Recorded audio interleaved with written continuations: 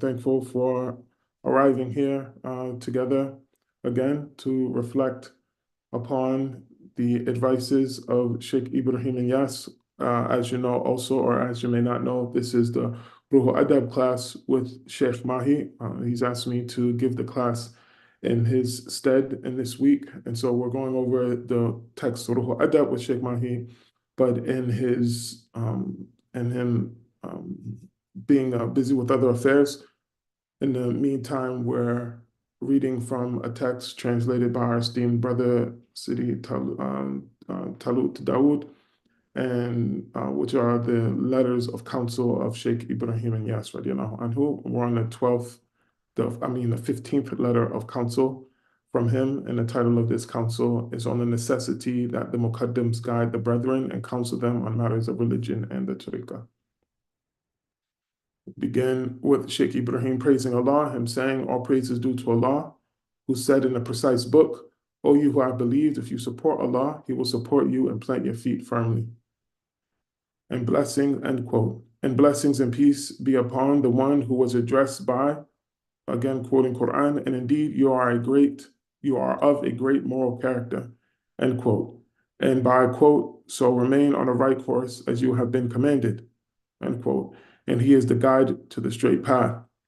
May Allah be pleased with the seal of Tijani, who counseled the Muqaddams over and beyond the counsel he gave to the Murids and those who had connected themselves to him. To proceed.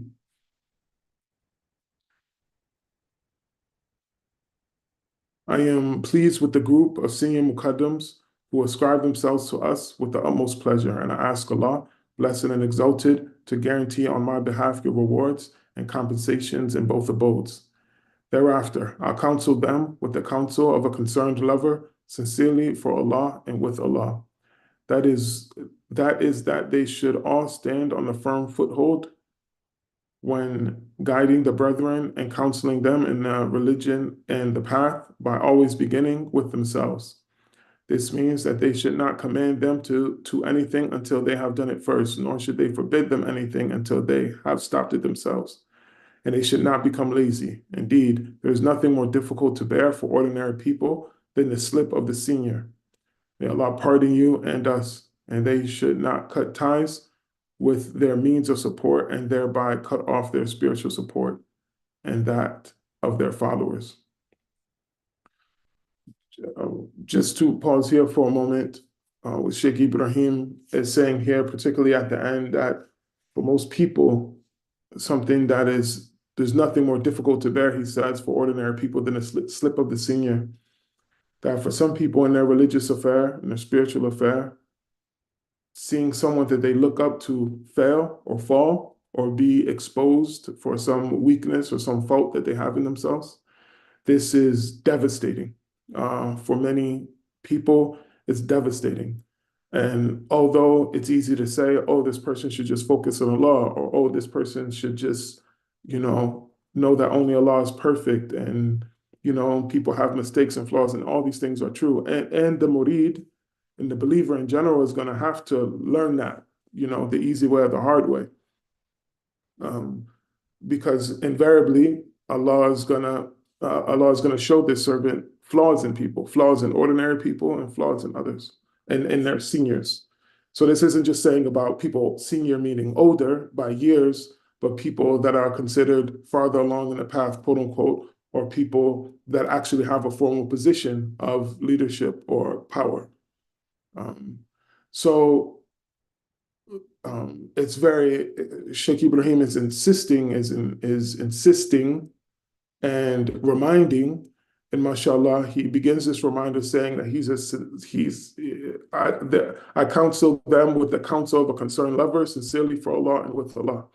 So he's saying this with the utmost amount of care and concern and love to his senior muqaddams, those people who either have the formal position or are perceived as great men of Allah, to be mindful about how their actions affect those who are their junior, whether it's in age, in maqam, or in some sort of formal position.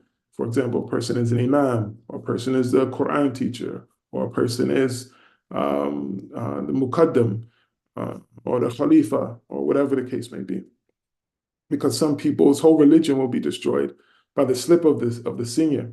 And it's unfortunate for both parties, because it is not that the senior person has achieved absolute perfection, that is not actively engaged in jihad against their nafs, and jihad against the against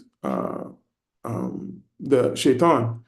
And it's also challenging for the junior, because how else are they understanding how to learn and having people to show them a way, not just with their words, but by their actions. And they're looking up like, oh, look how this person recites Quran. I want to recite Quran. Oh, I want to memorize Quran like this person memorized Quran. Oh, I want to, learn the books of Tasawwuf the way this person is. Whatever the case may be, invariably it's from human nature. And the human has been designed this way, to look at models of what they want and to look up to them and to seek to try to emulate them. So when that relationship is disrupted by way of corruption, it can be devastating. As Sheikh Ibrahim says here, that for most people, there's nothing more difficult to bear. It can cause a real crisis, real crisis. So we ask Allah for safety and security, and we ask Allah for afiyah, and we ask Allah for gentleness, and we ask Allah to cover the faults, both of the senior and the junior, because the other interesting thing is the junior person in the tariqah is still the senior to someone else. So even if the person is a junior in the tariqah, but for other just Muslim people, they look at him as like the spiritual guy, even though he's just a quote unquote lowly murid, quote unquote. You understand the context in which I'm saying that he's, but he's just trying to, or she is trying to take the path seriously, and so they want to come to know Allah, so they enter into tariqah and they take a sheikh, and they're trying their best to take on the attributes of an excellent murid. And maybe some people look at the person and say, oh, look at this person, he thinks he's better than us, or he thinks so on and so forth. So some people are looking up like, oh wow, look at this person, how they're, mashallah, they're spiritual and they're growing, and so on and so forth. So even this quote unquote junior murid is still the senior to someone. And even if it's to a non-Muslim person. So even just a regular Muslim, he prays 5 times a day. Some other person who's not Muslim is looking, oh, look how devout this person is. He fasts, not even water. Mashallah, 5 times a day. You wake up every single morning to pray, all of that. But then when they see this person slip and fall, whether it's just a Muslim, when a non-Muslim is looking at the Muslim, or when the Muslim is looking at the person in tariqah, or when the murid is looking at the muqaddam, or when the muqaddam is looking at the khalifa, or when the khalifa is looking at the sheikh, or whatever the case may be, that we all fall in both of these categories of junior and senior. Unless, of course, you are Shaykh Ahmad Tijani radiallahu anhu, unless you are Rasulullah sallallahu alaihi wasallam, unless you're Shaykh Ibrahim Yas radiallahu anhu, all of us fall into these categories of junior and senior. And we ask Allah for help, that we don't fall into despair when we see something that we don't like, and that we don't become,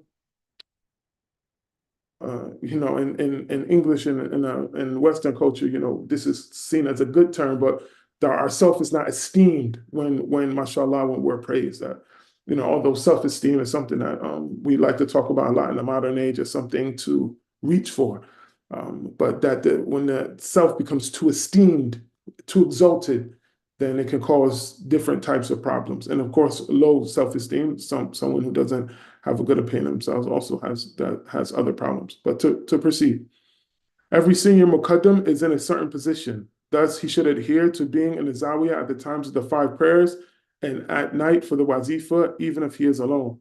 If he does that, Allah will undoubtedly send him someone who will be with him by his might and power. And they should safeguard their secrets, although they relate to the world. That is because if someone hides his secret, he is in control of his situation, and adhere to patience and satisfaction with the divine decree.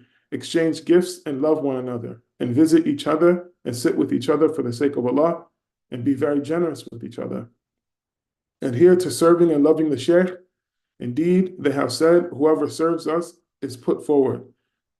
And do not cut ties with each other, compete, be envious with one another, or hate one another. Be, O slaves of Allah, brothers. To pause here for a moment, he's giving some of the characteristics or commandments or expectations placed on the senior muqaddams. That they should be in the zawiyah for the 5 daily prayers and at night for the wazifa, even if he is alone. If he does that, Allah will undoubtedly send him someone who will be with him. And I can testify that even as an early murid in my first year or even 2 years of being in the tariqah here in Atlanta, Georgia, that we had a zawiya, not the one we have now, but a small zawiya that was like in not even a storefront. It was in I don't know if like an office park, maybe. I don't even know what you'll call this place. But you know, mashallah, it was normal for me that wazifa was happening in Jamaat every night. And it wasn't until I traveled to, and there's other cities like this, but it's rare. But I traveled to other places to find that people weren't making the wazifa every night. And even though I wasn't making wazifa in the zawiya every night, that I knew anytime I went to make wazifa in the zawiya would be open and someone would be making wazifa. And there were times, and Allah is my witness, there were times when I would go to the zawiya and there would be one muqaddam in the masjid. It would be in the zawiya. I would come in and Hanif would be there making wazifa by himself. Alhamdulillah. And this is, I don't even think I even knew the wazifa to even say. So I couldn't, even when I came and sat down, I don't even think I knew Jahar to Kamal at that point.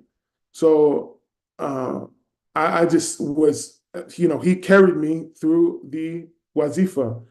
And he was there reciting aloud, sitting in the zawiya at the time of the wazifa, doing the wazifa. There's been times when I've been there and it's been Hanif in City Furqan, City Hanif and City Furqan. There have been times when I've been there when it's just been, Imam Ihsan, City Furqan, City Hanif. I've been there when, with very small numbers, but it was always reliable. Even though I wouldn't go every day, I knew any day I went, mashallah, that there's someone be there, even if it was one person. And this is what we find in the characteristics of the people who, mashallah, are following the path of our father, Shaykh Ibrahim Inyas, radiallahu anhu, and the advice that he has given to his senior muqaddams. So I can testify for myself as a junior murid, as a new murid, although I wasn't properly grateful for it because I didn't realize how rare it was, but that I always knew that they would be there. And that helped me in my path, even though at that moment I didn't have full acknowledgement, full understanding, full appreciation for what Allah had gifted me with these brothers and what Allah had gifted them by making them people of the Zawiyah, people of Tariqah, real muqaddams. May Allah bless them and preserve them and raise their rank on our behalf. And to return to what Shaykh Ibrahim is saying here, and then he is giving us the advice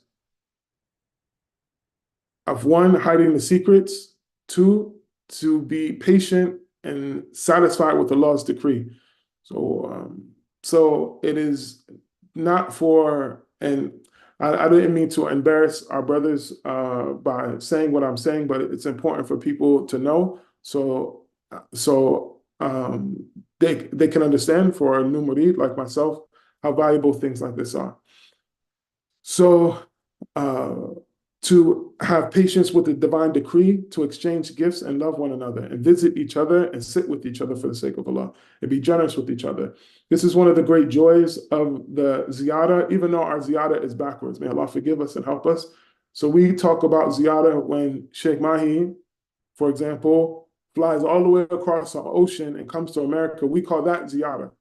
But mashallah, ziyarah because we go to New York or go to Atlanta or go to DC or go to wherever to visit him in our country, but he's making the ziyarah. He's making the visit. He's making the longer part of the trip. May Allah forgive us. May Allah help us.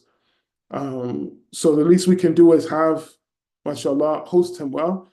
But the point that I'm making also about these gatherings is part of the blessing and the joy is us being with the Shaykh and us being with each other, that Allah loves that, for us to be with each other, and our ranks are raised and we are increased. As they say, ziyarah is ziyarah, that visitation is increase, that for us to see each other, for us to eat with each other, for us to exchange gifts with each other, for us to encourage each other, to remind each other, to love each other, to love one another, and visiting for the sake of Allah, that when we have these gatherings, there's no other reason for us to be there except Allah. If we did not have Allah, if we did not have the Prophet Sallallahu Alaihi Wasallam, Shaykh Ahmed Tijani, Shaykh Ibrahim Yas, radiallahu anhu, Shaykh Hassan Cisse, Shaykh Mahy Cisse, there wouldn't be a reason for us to gather. Our reason for even knowing each other is Allah. That is our reason. And this coming together for the sake of Allah and departing for the sake of Allah are of the great blessings of Allah, and even described as the characteristics of the 7 people that will receive the shade of Allah on a day when there is no other shade except for the shade of Allah. One of those 7 people is 2 people who come together for the sake of Allah and depart from each other for the sake of Allah. So we benefit so much from the Shaykh and also from one another. I also say that to make the point that we don't have to delay that until the Shaykh comes, that we should, and this is a general, I don't know, a general request or a general encouragement for myself and for us as people of Tariqah, for example, in America, or if you're in England, or if you're in other places, to not have to wait for that particular occasion for us to come together. That we have our annual time that we come together, but we can do that once a quarter, even if Sheikh Mahy isn't here, that we can come together and pray together and eat food together, smile at each other, check in on each other, help each other, give gifts to one another, and so on. May Allah help us in this, and this will help to protect us and to raise our rank. And adhere to visit each other. Adhere to serving and loving the sheikhs. Indeed, they have said, whoever serves us is put forward.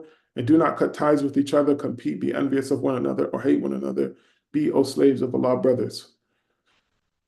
To continue, it is imperative for every senior muqaddam, if he is in a city where there is a lot of brethren, to build a zawiyah that is consistent with his state and the state of his city. And he should enliven by leading the 5 prayers therein, or appointing an imam therein to lead the people in prayer. And he should not miss a prayer therein. If it is possible, the senior muqaddam should appoint a trustworthy person to, in times of ease, gather all the beloveds after the Friday dhikr to collect money, everyone according to his ability, in order to assist in the betterment of the zawiyah, such as a new carpet, etc. I have given them permission and can't command them to do that. And beware of falling into opposing Allah in those things in which the divine command has enacted, as in the situation of the ordinary people. And do not have a bad opinion of Allah, His slaves, or time. Indeed, Allah is time, and there is no difference with Him between that which has happened and will happen. Rather, be ever at the door of Allah in supplication for yourselves, your loved ones, the elect slaves, and ordinary ones.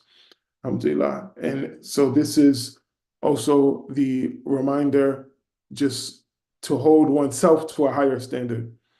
For the senior muqaddam to hold themselves to a higher standard, because of what he mentioned near the beginning of the letter, that it's nothing more difficult. It's not just that this senior muqaddam commits a sin, and that sin is like someone else's sin, because the vibration, the wave, the echo, the reverberation of this person's mistake will wreak more havoc and more devastation than another person's mistake. And like I said, all of us, he's talking specifically about senior muqaddams, but all of us are seniors to someone, even if it's seniors to our own children, seniors to people, our younger siblings, seniors to whomever, that we have to understand that our affair is with Allah, but also we have to be mindful that the corruption of our affair may corrupt other people. The corruption of our affair may harm other people. And just to add one more layer to that, and actually I think we'll finish with this part. To add one more layer to that is sometimes we hear good news. Sometimes we hear, someone sends us a message, or we see someone after some time or whatever, and they'll say something like, you know, oh, I always looked up to you, or maybe to say more precisely or more generally, that we don't know who is seeing us and we don't know what their thoughts are about seeing us. So there may be people that you don't even know you're their senior. You don't know that. You won't learn till later that they were watching you, that they were inspired by you, that they would think about you, even when not in your presence. And they would say, oh, because they saw you fast on Ramadan, and they think, man, what kind of person is this? What kind of religion is this? And thereafter they'll watch you, and I don't want to say it in a way that they're watching with a bad intention, but maybe out of curiosity with Islam, curiosity with the tariqah. They say, man, I see this person, he has these beads with him. Oh, I see this sister, I saw her sitting sitting quietly to herself on her beads, saying something to herself. Or, oh, this look how she dresses. Oh, this is a Muslim woman. This is whatever the case may be. You don't know who Allah has made you in someone else's eyes. So I'm making all this emphasis because I don't want any of us to look at this letter and say, oh, I'm not a senior muqaddam, so this isn't relevant to me. This is for senior muqaddams, so this doesn't matter to me. I'm making this point and insisting that even though all of us are not senior muqaddams, we are senior to someone. Maybe someone thinks I have some sort of rank because I'm giving a class. And so a mistake for me would mean something to them, even though I'm not at the level that they think, even if they're wrong about me. But still, my mistake may cause them harm. So I'm just saying anything, whether you're giving a class, man, whether you pray, whether you fast, whether you just mention Allah, whether you have good manners and you're just kind to people, you're generous and you're patient and forgive, whatever it is, there may be someone looking at you say, oh, I look up to this person because how they behaved in this situation. I'm just making all this emphasis, and I'm pressing this point because otherwise the benefit of this letter will escape us because we'll say, oh, that's not for me because I'm not a senior muqaddam. This letter is longer, and so we'll stop here for now, and we ask Allah that we benefit from the reminders. Allah, we ask you for help. Oh Allah, help us to remember you, to be grateful to you, and to worship you excellently. لا إله إلا أنت سبحانك إني كنت من الظالمين وأستغفر الله ربي وأتوب إليه. Allah, we ask you to forgive us for our errors and our mistakes and our sins that we committed in any state of being, knowingly or unknowingly, repeatedly or a single time in private or in public. We ask you in this holy month, oh Allah, in this holy month of your book, in this holy month of revelation, in this holy month of the Ummah of Muhammad sallallahu alaihi wasallam, in this holy 10 days of forgiveness, oh Allah, in these days where the hellfire is closed and the gates of paradise are cast open, oh Allah, these days that you are gazing upon your Ummah, the Ummah of your beloved Muhammad sallallahu alaihi wasallam, with kindness and mercy. Allah, by the virtue of the fasting of the fasters, Allah, by the virtue of the gift giving of the gift givers, by the virtue of the people who provide the iftar, by the virtue of the gift giving, Allah, by the virtue of those restraining from their food and their drink and from sexual relations, Allah. More than all of that, by virtue of your generosity, Allah, by virtue of your mercy, Allah, we ask you to take away these harmful characteristics and habits that we've taken upon ourselves and we've wronged our own souls with, Allah, and replace them with beautiful Muhammadan characteristics, Allah. Allow us to inherit from the light of Muhammad sallallahu alaihi wasallam, to inherit from his wisdom and his knowledge and his beauty and his loving and his patience and his trust in you, Allah, and his belief in you, Allah, and his fear of you, Allah. Allah, give us what is better than what we have, Allah. You've created us forgetful and you've created us weak and you've created us ungrateful, Allah. But you don't have to leave us this way, Allah. So make us grateful, Allah. make us strong, O Allah, for you love the strong believer more than the weak believer, although there's good in both. But we ask you to make us of the strong believers, stronger in our bodies, O Allah, strong in our wealth, strong in our minds, strong in our hearts, O Allah, strong in our iman, O Allah, firm, O Allah, on the way of Muhammad sallallahu alaihi wasallam, O Allah, and for us to be a sign of yours by which people may be guided, O Allah, to be a lighthouse, O Allah, such that people may be guided. O Allah, forgive us and veil our ugliness, O Allah, veil our filth, O Allah, so we don't harm other people with our filth and our bad characteristics, O Allah, and our harmful ways, O Allah. And we ask you to forgive us of them, and as you are veiling them, to take them away, to annihilate them, O Allah. We ask you to pardon us as if it never happened, O Allah, such that even the angels forget that it ever happened, that it disappears from our record, O Allah, and we're raised up before you as if it never happened, O Allah. We don't even want to suffer the embarrassment of you having to mention it to us, O Allah. That you don't even mention it, O Allah, that we've wronged ourselves and we've wronged people, O Allah. We ask that we can achieve the forgiveness of the people that we've wronged in this life, O Allah, and that you forgive us for the people that we've wronged, and we ask you to forgive us for harming our own selves, O Allah. And we don't even want to be asked about it, Allah. Don't even ask us. Don't even ask. Just forgive us. Don't cause us to have to suffer to stand before you and articulate all of the wrong things that we've done, Allah. Forgive us, just pardon us, all out of your kindness and your mercy, and for us to enter into your garden under your good pleasure, Allah, without any accounting, Allah, without any accounting, just allow us to enter, Allah. We know that you know what we've done. We know what we've done, Allah, but don't cause us to suffer, Allah. Don't cause us to suffer, Allah. Forgive us. This is the month of Ramadan, Allah, the holy month of Ramadan.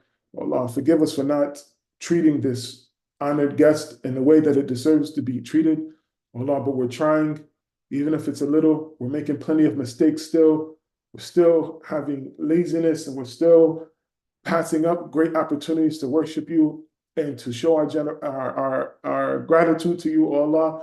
Allah, but forgive us, Allah, and please take the little that we do and expand it, Allah, and multiply it and multiply it, even if we're only doing a little, Allah. Of us, we have weak people, Allah, weak in body, but weak in heart, weak in mind. But we're trying, even if it's a little. Allah, so take our little and make it a lot, Allah. Take our seeds and make them blossom and grow, Allah, such that the harvest amazes us, Allah. And when we meet you, that the harvest of our small deeds amazes us, Allah. Forgive us, and forgive us, Allah, by the barakah the holy Ramadan, by the barakah of the Quran, by the barakah of the heart that you revealed the Quran to, sallallahu alaihi wasallam. Out of your generosity and your mercy, we have no one besides you, Allah. There's no one to help us. No one. We don't have anything. We are totally and utterly impoverished, Allah. We have no ability. We have no help, Allah, except from you, Allah. So if you leave us, we will inevitably, invariably go astray, Allah. If you leave us, we will utterly be destroyed, oh Allah. So don't leave us to ourselves. Don't leave us to ourselves, because our nafs has nothing to offer us. So forgive us, oh Allah, and help us and guide us and respond and answer our dua and give us what we're seeking from you, because what we're seeking from you is you, oh Allah. So don't deny us yourself, oh Allah, even though we don't deserve anything. Don't deny us yourself. Out of your generosity, out of your nobility, oh Allah, out of your honor, oh Allah, out of your prestige, oh Allah. Don't turn away a hungry and thirsty, helpless slave from your door. Ya Rabbil Alameen, Allahumma salli ala Sayyidina Muhammad, al-Fatih ma ughliq wa khatim lima sabaqa nasr al-haq bil-haq, wal-hadi ila siratakum mustaqimi wa ala ali haqqa qadrihi wa miqdar al-adin. Subhana rabbika rabbil izzati amma yasifun wa salamun ala mursalin walhamdulillahi rabbil alamin. Forgive me for any of my errors. Ramadan Kareem. Assalamu alaikum wa rahmatullahi wa barakatuh.